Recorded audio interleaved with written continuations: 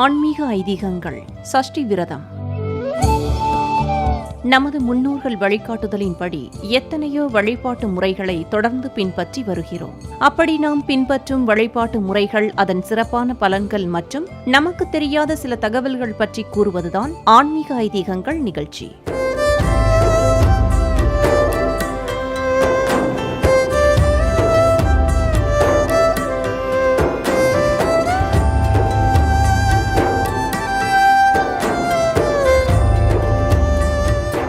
அந்த வகையில் சஷ்டி விரதம் மற்றும் அதன் சிறப்பான பலன்கள் பற்றி இன்றைய ஆன்மீக ஐதீகங்கள் நிகழ்ச்சியில் தெரிந்து கொள்வோம்.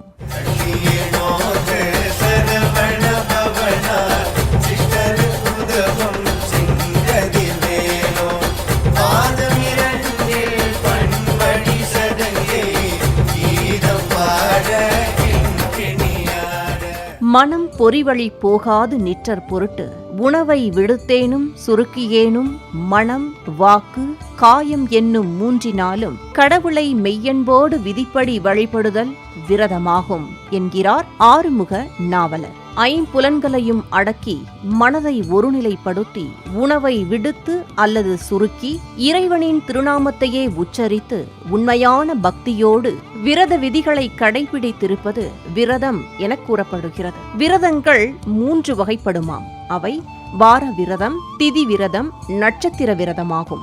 இதில் திதி விரதம் இருந்தால் விதி மாறும் எனப்படுகிறது. எனவே ஒருவருக்கு விதிக்கப்பட்ட விதி மாற வேண்டுமானால் திதி பார்த்து விரதம் இருந்து அதற்குரிய தெய்வத்தை வழிபாடு செய்ய வேண்டுமாம். சந்திரனின் இயக்கத்தை அடிப்படையாக கொண்டு 15 நாட்களுக்கு ஒரு முறை சுழற்சி முறையில் வரும் ஒவ்வொரு நாளும் திதி என்ற பெயரால் அழைக்கப்படுகின்றன.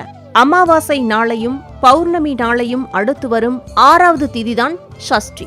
அமாவாசை, பௌர்ணமி, சதுர்த்தசி, ஏகாதசி உள்ளிட்ட விரதங்களுள் சஷ்டி விரதம் மிக முக்கியமானதாக கருதப்படுகிறது. தீராத பல பிரச்சனைகளை தீர்க்கக்கூடிய சக்தி சஷ்டி விரதத்திற்கு உண்டு என்று சொல்லப்படுகிறது.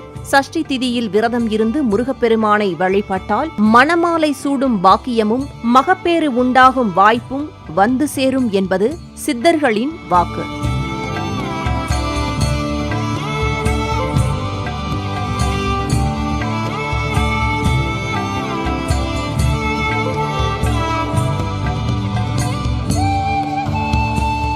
சில தெய்வங்களுக்கு நட்சத்திரங்களில் விழா எடுத்து கொண்டாடுவர். சில தெய்வங்களுக்கு திதிகளில் விழா எடுத்து கொண்டாடுவர்.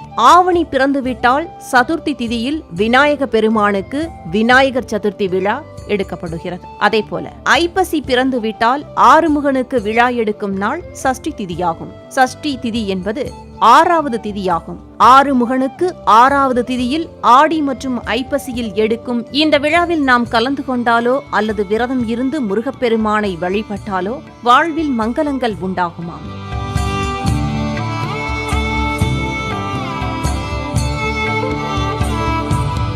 முருகா என்று ஒருமுறை கூறும் பொழுது முருகனோடு மும்மூர்த்திகளும் அருள் வழங்க வருவார்களாம். மூ என்றால் முகுந்தன் என்று அழைக்கப்படும் திருமாலையும், ரு என்றால் ருத்ரன் என்று அழைக்கப்படும் சிவனையும், க என்றால் கமலத்தில் அமர்ந்திருக்கும் கமலனான பிரம்மாவையும் குறிக்கும் என்று கூறப்படுகிறது.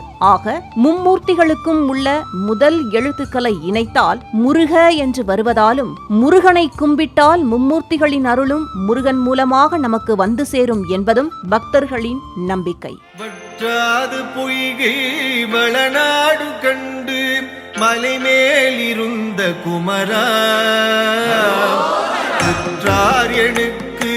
ஒரு பேரும் இல்லை உமையாள்தனுக்கு மகனே.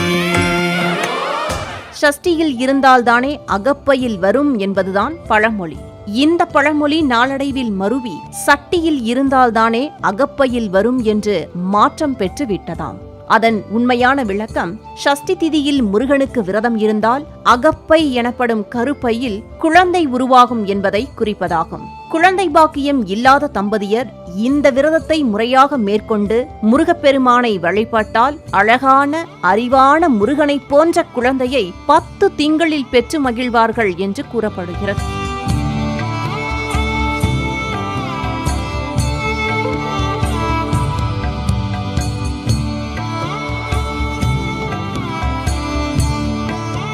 ஒவ்வொரு மாதமும் வரும் சஷ்டியன்று விரதம் இருந்து ஆலயங்களுக்கு சென்று முருகப்பெருமானை வழிபட்டு வருபவர்களும் உண்டு.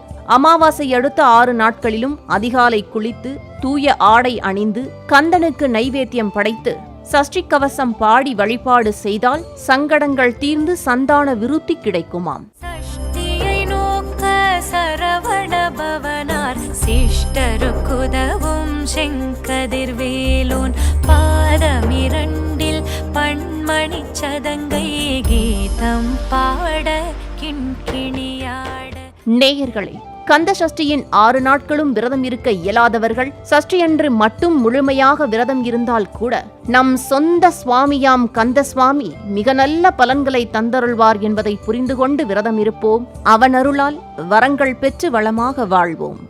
காக்க காக்க கணக்கவில் காக்க நோக்க நோக்க நொடியில் நோக்க காக்க காக்க கணக்கவில் காக்க நோக்க நோக்க நொடியில் நோக்க. ஆன்மீக ஐதீகங்கள். சஷ்டி விரதம்.